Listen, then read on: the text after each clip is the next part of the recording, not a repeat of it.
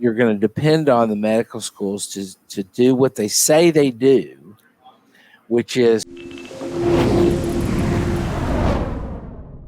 well, good evening, Tyler. How are you tonight?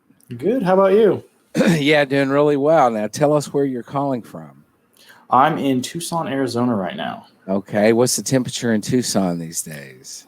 Right now it's 72 and it's awesome. Yeah, right. I'm in Austin, Texas, and the high today was 75, and it was a pretty sunny day. It was really nice. And I hear all these people that have so much snow across the northern part of it. I'm like, I'm glad I'm not there. So yeah, I just heard a bunch of ice was in Oklahoma. That's where I'm from. Oh, really? Yeah.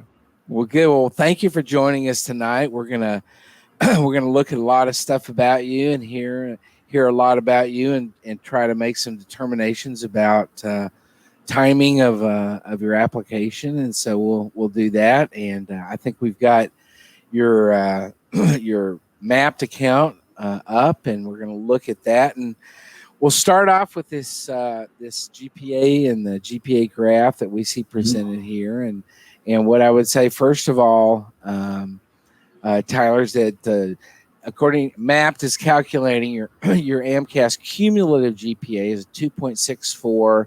Your science GPA is a 3.20, and we see quite a few semesters sprawled out here in front of us on this this graph. And the thing that I notice most about this is there's a point in the middle, which is spring 13. The I guess the 13-14 academic year, and there's a radical difference between that and what comes after that. Very, very radical difference. Yes. Definitely grew up between those years. Yeah. Now tell us a little bit about this first part. Then we'll move on to the second sort of half of the graph. But the first part, you were in college majoring in what? Accounting. Okay. Yeah. Did not enjoy it. It was a push from like a family perspective of business. You know, you're the first one in college. Business is the way to go. Like you can have a career and live a better life. Yeah. And that was not connecting with you, clearly. Not at all. Definitely didn't. I wasn't motivated to do it. The material wasn't challenging or interesting to me. I was just going through the motions at that point. Yeah. So now you ended up graduating, however, I take it? No, actually, I ended up just stepping away from school after that 13-14 year period. And entered the workforce and worked in sales through Best Buy and AT&T for pretty much until that 16-17 year. Yeah. And so let's talk about that. So 16-17, tell us what happened in between 14 and 16. There's 2 years there that you're out working and stuff, and tell us what led to the second half of that graph. So, I mean, just to clarify, I was working pretty much full time throughout everywhere from 2011 on. Okay. And it was just after a while, I kind of transitioned to the point where I stopped attempting school. I could tell I was spinning my wheels at that point. Right. After that 16-17 year, prior to that, I transitioned to a company that was industrial sales. Okay. And I found myself really not enjoying the job and where I thought I was going in my life. And I had a lot of friends that were working at a hospital as CNAs and respiratory therapists, and just hearing them talk about their day-to-day life kind of like sparked this curiosity again, I guess you want to say, to go check that out. So I ended up quitting my job and getting my CNA license and went and worked at a hospital to see if medicine was something that I personally could really pursue as like being around other people's bodily fluids, if you say. Right. Yeah. Right. Good. And so now I think you indicated earlier that you're from Oklahoma, correct? Mhm. Yeah. Yeah. And so this was in Oklahoma, the first part of the graph. The second part of the graph is also in Oklahoma, or no? Yes, it's all in Oklahoma. Okay. Up to just last year. Okay. That's when I moved to Tucson. Okay. And so now the second part of the graph, you were had changed your major, I take it. Yep. And what was that? Transitioned to chemistry with a focus in biochemistry. Okay. Okay. Kind of spread between the community college and our local regional university, Mm-hmm. just to kind of fill in all the courses that they didn't support. Right. Cool. And so what we see here then through the blue line is this definite upward trend, which is exactly what we want to see. Now, obviously, mathematically speaking, when you get so many hours like you have, that cumulative GPA is going to just incrementally, increase. And so what I would say is that, undergraduate, your undergraduate experience is one of those where we definitely see a first half and a second half, and med schools will see that and be aware that is the case. Now, you indicated that you moved to Tucson, and tell us why you moved to Tucson. So kind of like you were saying, like with that amount of hours undergraduate, there was no way to really push it. So I went ahead and decided to kind of transition to a graduate studies, because that would be a separate GPA and I wouldn't have to really worry about it. Would be isolated, I guess. Right. And I applied for a post-bac research education program. It's a NIH funded program for MD, PhD, and PhD prospective students. And I was accepted here at the University of Arizona, and I got to move down here for it. Okay, good. So you're in an academic program, which leads to a master's degree. Is that correct? No, this program leads to a graduate certificate in biomedical sciences, serving indigenous cultures. Gotcha. Okay, cool. Good. Now it will take you. How long is that program? So the program's a full year. So I have till the end of this July. Okay, it'll be over. Okay. Full year program. All right, good. So what we see next is a graph of your activities, and we see 9,224 activity hours there. And we're going to look really a lot more specifically at all this, but we see laid out before us here: paid employment, research lab, physician shadowing, clubs and organizations, teaching and tutoring, etc. So if you could go over to the nav bar on the left and get us into the activities section, and we really want to kind of see what you've been up to over the course of time. And a lot of this is a lot more recent that you have here. I see. Is that accurate? Mm-hmm. Yeah. Okay. And so we see. Why don't you kind of tell us what you've been up to? So a lot of the hours were from my time working as a CNA.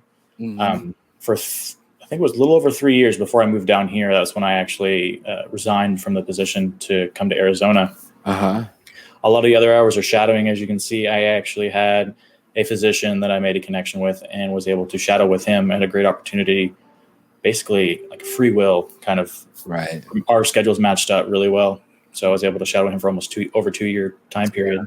Oh, that's great. And that is which one of these? The infectious disease shadowing. Okay. Cool. Yeah, I see. That's 500 hours just on that one, and then a little bit of shadowing of a hospitalist and a cardiologist, I guess. Okay. Yep. And there was actually a couple days where I shadowed a orthopedic surgeon.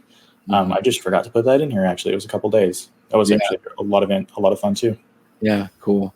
Now there's a second page here. And that would be where the paid employment is. Right. And the 5,000 hours, that's St. Francis Hospital, where you were a CNA. Yep. Yeah, good. And you were in the pre-health club at your school, and was the president of that club. Yeah, I asked some questions about the club. I could see that there was a club there for pre-health students, and I kept asking questions like, when's the meetings, when can I get started?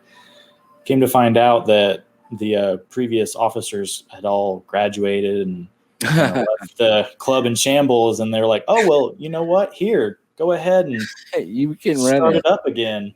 So before I knew it, I was running the whole club. It was fun to get it back together, though. Yeah, that's pretty cool. That is pretty cool. Now, tell us a little bit about the research that you've done and kind of how that plays into what you see for your career, if at all. So my kind of my initial experience was with research with Dr. Green's lab. As part of the chemistry program at my university, we had to do at least some time in the research lab, just kind of for just overall experience. And that kind of got me interested. In that lab, I did silicon nanoparticle synthesis, and it was just a lot of fun for me doing that bench lab work. Really enjoyed it. It was just kind of help satisfy this like innate curiosity I had for science and a lot of different things. So that led me to kind of seek out a summer internship program at the University of Tulsa, where I was able to spend a whole summer researching. And that Cool. And that lab was a chemical engineering lab where we did CRISPR Cas9 engineering for some microalgae.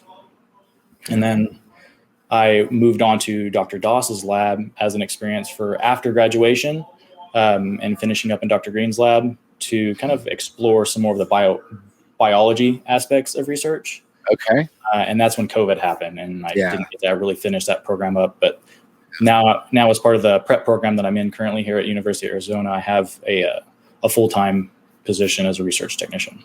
Okay. Excellent. Okay. Do you see research as something that you would want to pursue in your future? Yeah, it's definitely a strong part of where I want to go with it. With med school and stuff, I was really leaning towards the MD PhD program and MSTP programs. I know my GPA is a huge barrier for that. And I've been really lucky to have a lot of mentors and experiences and connections with individuals that are MDs or MD PhDs or just PhDs that can vouch for the opportunities of working as just an MD in a research capacity. Yeah. So I do anticipate having research as part of my career path in the long run. Yeah. In the long run. Good. Okay, let's go back to the dashboard and scroll down again. It looks like you've completed all the prereqs, and then we get to MCAT. And let's talk about the MCAT a little bit. So I actually have, I'm currently in a prep program with Kaplan. Mm-hmm. I actually had a blueprint test prep course as well. I started that last year, but then MCAT dates kept getting pushed back. And I really didn't feel like I was ready to even commit to studying for it at that point. Yeah. Just COVID, yes, it was a great time to like stop and do a lot of things, but it put a lot of, it just froze up a lot of things for everyone. Yeah. The MCAT prep was one of those for me because I didn't want to be stuck prepping for an entire year and not have a test date. Right. So I got lucky, and a part of the University of Oklahoma's diversity and inclusion office gave a bunch of students a prep program for MCAT. And now I'm in that right now with actually about 100 other students. Okay. And that's going well? Really well, yeah. Right now we're focused on cars, and cars is like just a scary thing for a lot of people. Yeah. And they're breaking it down to where it's awesome. And it was the same way with the blueprint. I went through a lot of the cars section for blueprint, and that's been helping a lot.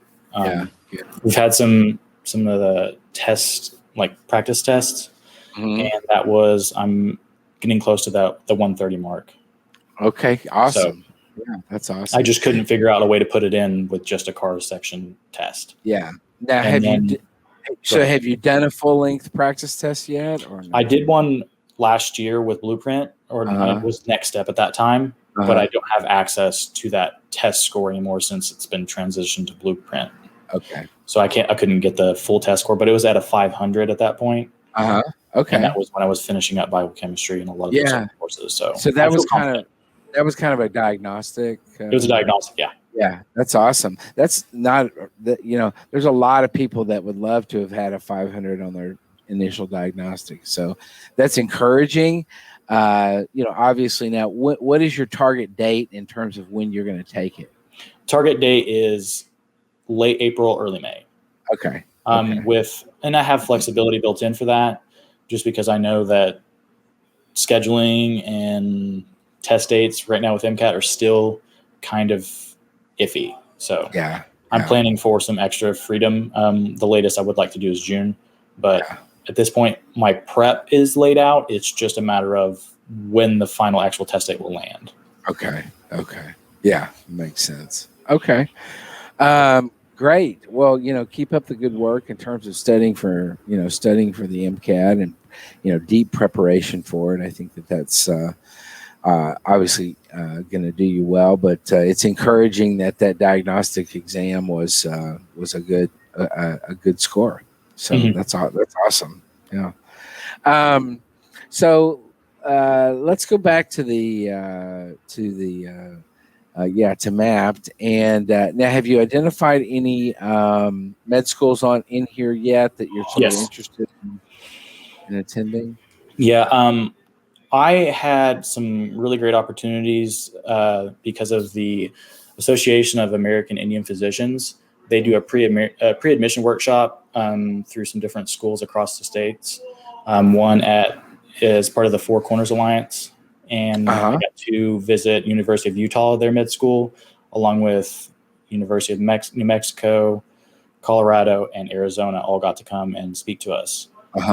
And then I got to also go to upstate New York to SUNY and see their med school. So I've had a lot of opportunities to kind of expand past just Oklahoma and see a lot of these schools and kind of get a gauge for what it's really like. Yeah, good. So I see, and you've got, are there more here that you are looking at? Or? Yeah, and there's a second page. Okay, yeah, go to that second page and just glance here. These. Okay. So you are planning on applying to a couple of DO schools, looks like. Oklahoma State obviously is the one in Oklahoma, and then Rocky Vista, I think, was the other one that you had on Colorado. Yeah. Good. Good. So, keep up the good work in terms of looking at, the medical schools and what they're, what the number of schools that you might want to apply to. The average number these days is around 17 or 18 for students applying nationally. And so I would say, being around that 15 to 20 number is kind of where most of the students are. Is that generally kind of about what you're thinking, or have you thought that far? Yeah. So my plan is 15 to 20 is definitely the goal, with a mix of MDDO. I just haven't had the chance to really research all of the DO schools because they're just not as listed as much as the MD schools for the most part. Right. Yeah. But the fee assistance program was just opened up today, so my application was submitted. So if that goes through, I'll have up to 25 schools to apply to. Yeah, that's awesome. That's awesome. Excellent. Okay, let's go back just to the dashboard and let me just kind of give you sort of a sense of where I think things are. The activity your activities are great. I mean, you've got a mix of excellent clinical work, shadowing, as well as the research activities and that kind of stuff. So you're really presenting a good, nice picture in terms of the activities and stuff. MCAT, we don't know. Obviously, that's a question mark. But I'm encouraged by the 500 that you displayed on the diagnostic. So that sounds good. And my guess is that know that the GPA and the academic picture is the complication for your application. Yep. And so what you're going to depend on here is medical schools looking deeply past the cumulative GPA, the cumulative science GPA, all that. You're going to depend on the medical schools to do what they say they do, which is holistically look at the entire application, and don't just chalk it away or because of a GPA or whatever.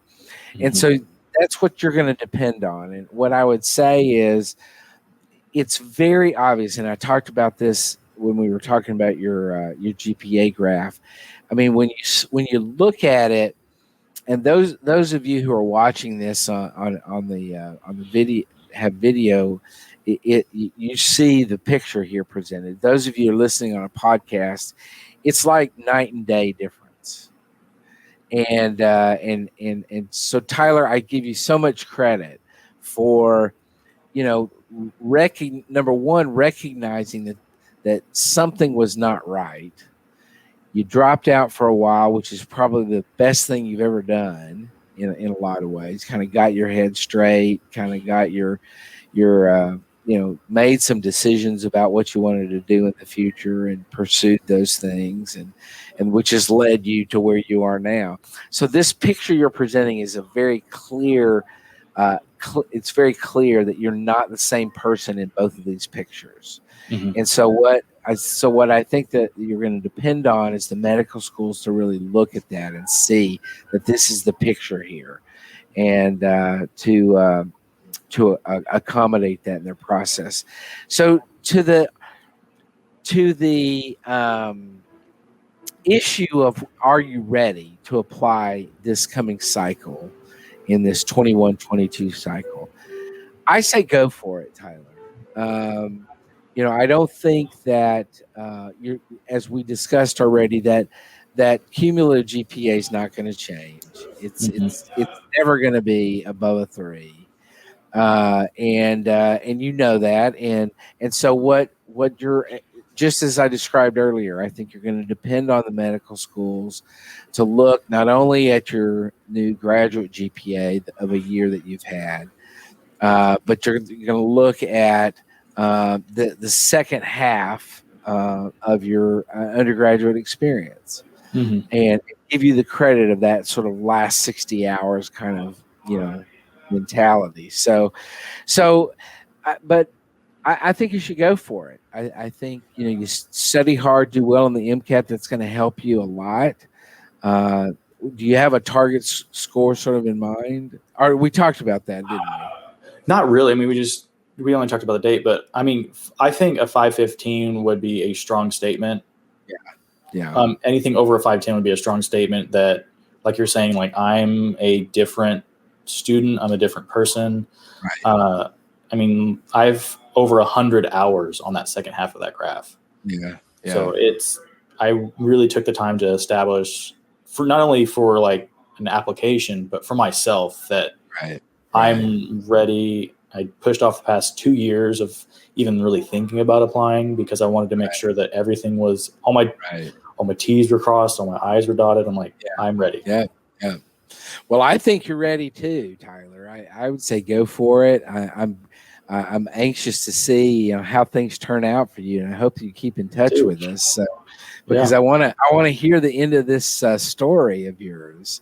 And so best of luck to you. But I'd say go for it, and let's hit that target date of the target score for the MCAT, and show that effort. And but you definitely have to keep in touch with us and let us know how things go. Yeah, I will. Yeah, good. Well, thanks for joining us tonight. Yeah, I really appreciate the opportunity. This is awesome. Yeah. Oh, this was great. Very good.